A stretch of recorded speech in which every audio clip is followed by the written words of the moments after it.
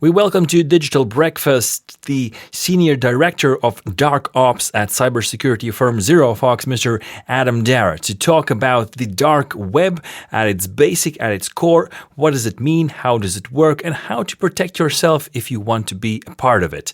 Listen to Digital Breakfast.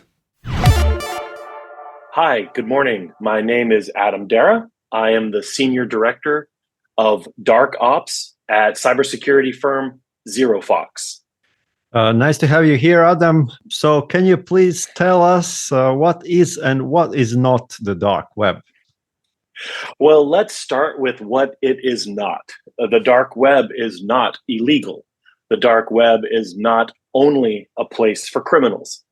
Now, what the dark web is for people who, value their privacy. The dark web is for people who may not want to use a VPN to stay safe online. The dark web is a place where people go to not only remain anonymous, but also to perhaps meet other like-minded people who are perhaps politically oppressed, consider themselves a sexual minority, but it's mostly made up of people who are very skeptical of the big corporations tracking their online activity. And so you don't have the pop-ups, you don't have Google, Facebook tracking your movements on this dark web or network. Okay, can you tell us a little bit more about the layers of internet? Because you can still access the dark web from specific browsers, but still it's kind of part of internet. So what are the layers and the differences and purpose of these different layers? Excellent question. So it runs on something called the Tor network, or in other words, Tor stands for the onion router, not Thor or Thor, like the superhero or the god Thor. It is a volunteer network. So people volunteer their, I don't know how to say this, like their network space, their servers, their computers as part of something called an overlay network. So when you start, for me, I started the internet in the 1990s. So, slower speeds don't bother me. And so when you use the Tor network, your activity bounces around off of a couple of different devices before it goes to the internet. What that does is it's harder to track your original IP address or where your computer is talking from. So if I'm sitting in New York City, to somebody looking at me, I might be sitting in Canada or Mexico or Estonia or the greatest capital, Riga. I could be anywhere as far as the Tor network is concerned. So I'm sitting in New York City, but people think I'm coming from somewhere else. Okay, and how it is different from VPN services? Because it also allows you to kind of not show others where are you at the right moment.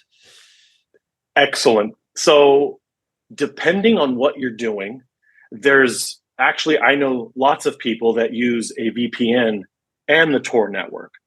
That just adds another layer of protection between your device and the places you want to go see on the internet, right? So the difference is that the VPN offers you one layer, right? So I get to, but with a VPN, I get to choose where I'm coming from. So if I'm in New York City, but I want the internet to think I'm in France, I can choose to have that one hop into France. With the Tor network, it's random and it changes a lot. So that's the difference, right? So VPN is I choose my location, it's one hop. The Tor network is random and scrambled. Let me clarify one stereotype that people may have when speaking of the dark web. Sometimes people imagine that those are websites where you log in. Those are the forums behind the password. How much truth is there? Is it really so that there are some mysterious websites where we can get access to things we can't in others? Yes, so that's partially true.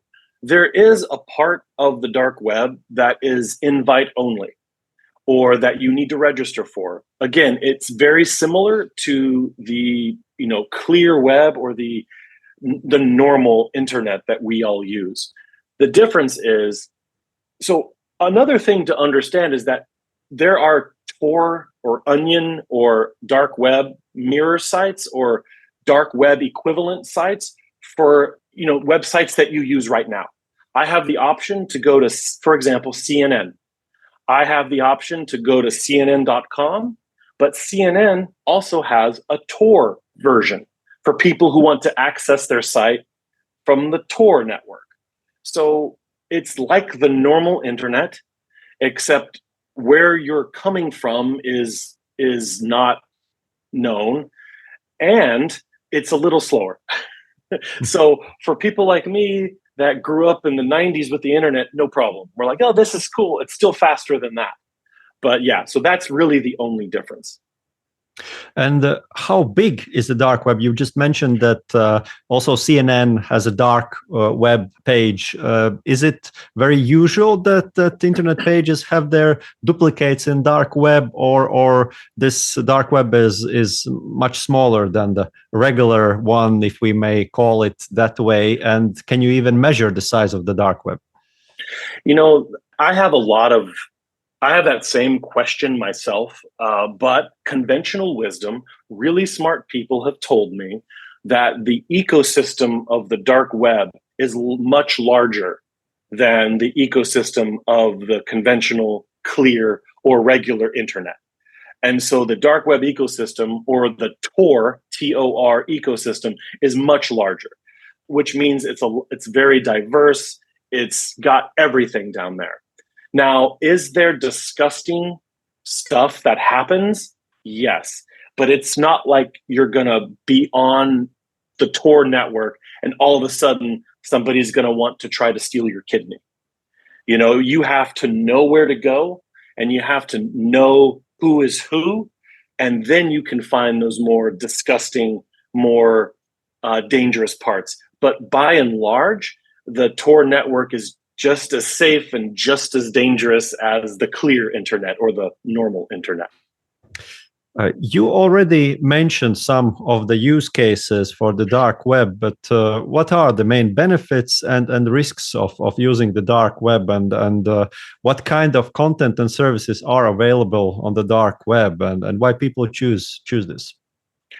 So here's an example. I was giving a digital hygiene presentation for a local church in my hometown. And I wanted to show them what the Tor network was.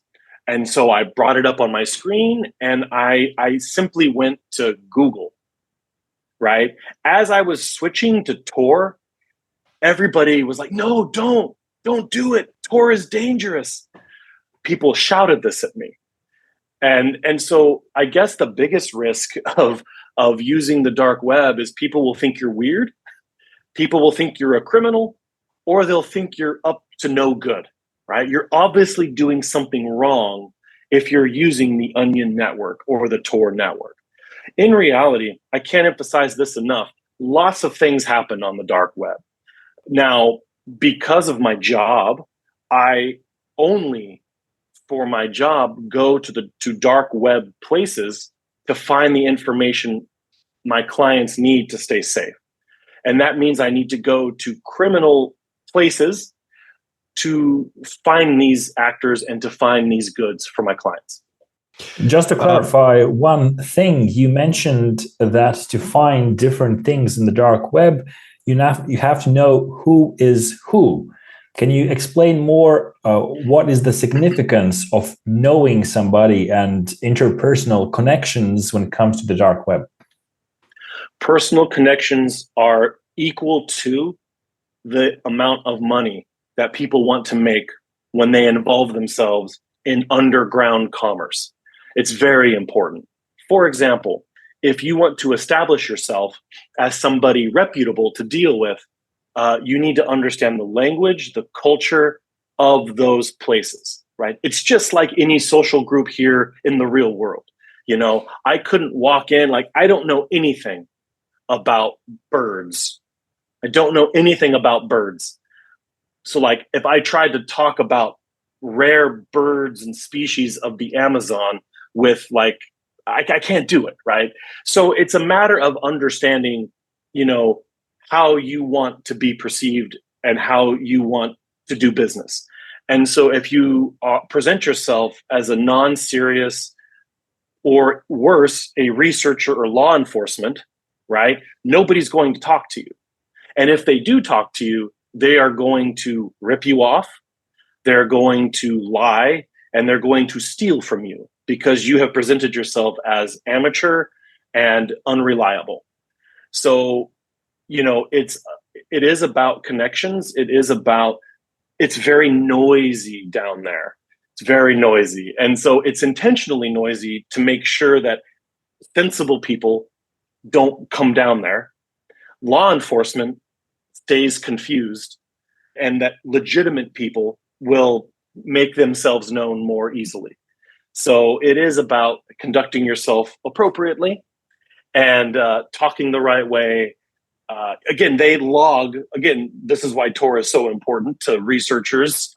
They have smart people that look through the books to see where the traffic is coming from. They're like, this IP isn't like, we know where this is. Like, this is in the headquarters of a very prominent, whatever, FBI or something, right? So, like, you have to be careful and you have to be smart. Yeah, talking about being careful. So you mentioned that it is more or less safe, or as safe as it is on the surface. But still, like, what do you have to take into consideration when thinking about cybersecurity and privacy when using the Tor browser? Things not to do, maybe. Things to do, right? If somebody is concerned about their privacy, then I would encourage everybody, even if they use the Tor network, to use a reliable and reputable VPN, because that still protects you one layer from even, because again, the Tor network is a volunteer network. You don't know whose infrastructure you're going through to access the internet. So that's risky, right? So it could very well be a wonderful person, it could be an okay person, or it could be an awful person. You just don't know. So there is a risk in that anonymity. So a VPN plus Tor is a great and sensible thing to do. The Tor network is just like any neighborhood in any wonderful, beautiful city. If you want to find trouble, you can find trouble. In a safe city, like, you have to look for it. Right? And that's like the Tor network. Trouble's not going to find you. So even if you're curious, I'm asking you that if you're a good person and you're just very curious about the dark web, please don't run searches that are going to tempt you to become a very bad or evil person, right? So again, you have to seek out trouble to find trouble on the dark web.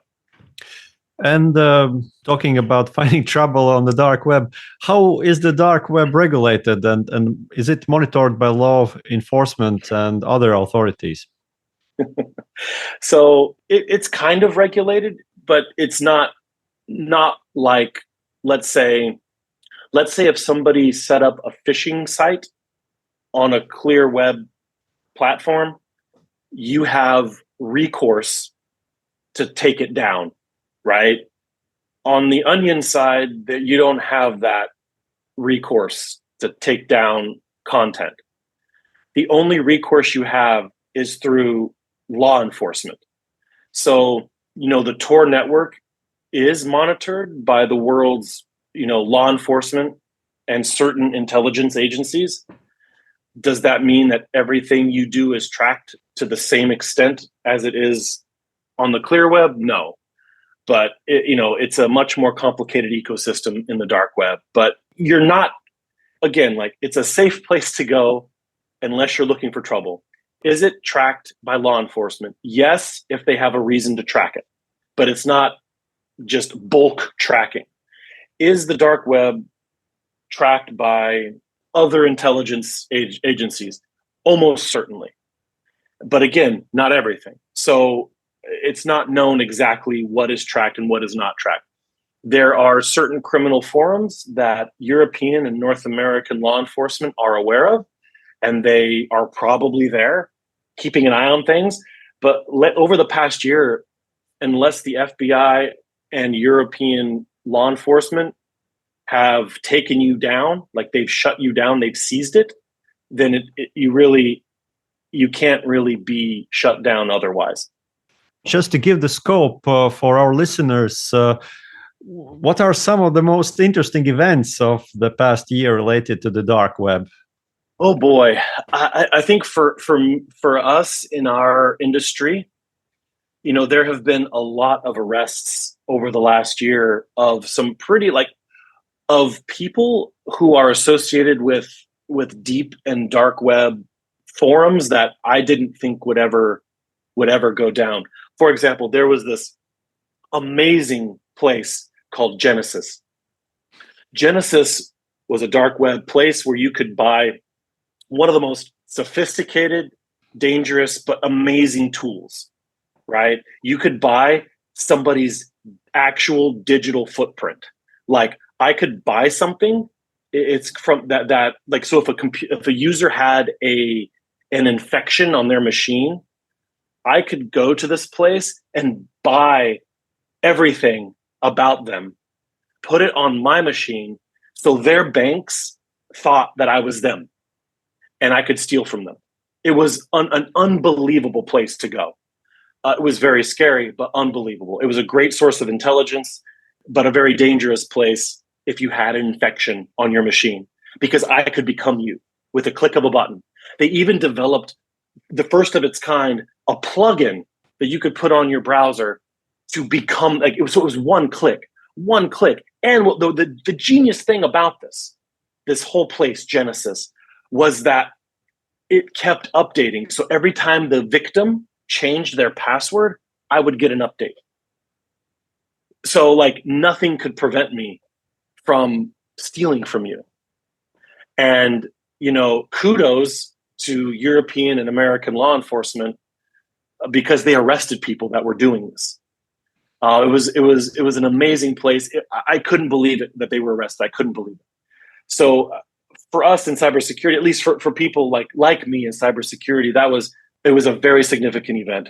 And I believe probably the most amazing thing that law enforcement could have done over the last 6 months to keep us a little safer online.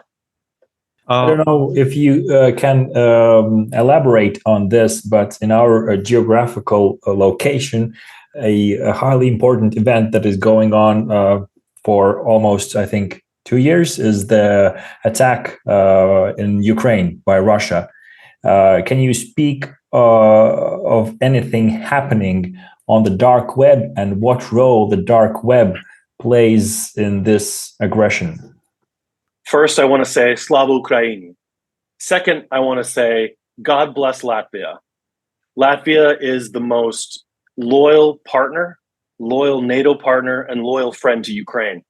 I know very well what Latvia is doing to support not only the military effort, but more importantly, the morale of the Ukrainian people. God bless Latvia. Thank you for what you're doing. And you are right on the doorstep. Your neighbor is awful. You have one of the worst neighbors on planet Earth, and one of the most evil neighbors on planet Earth. And Latvia has been strong.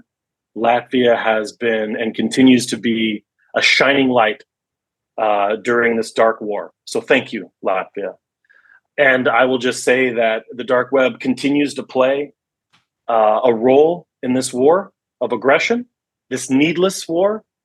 And for example, we are familiar with a couple of threat actors who are Russian loyalists who live in the occupied territories of eastern Ukraine.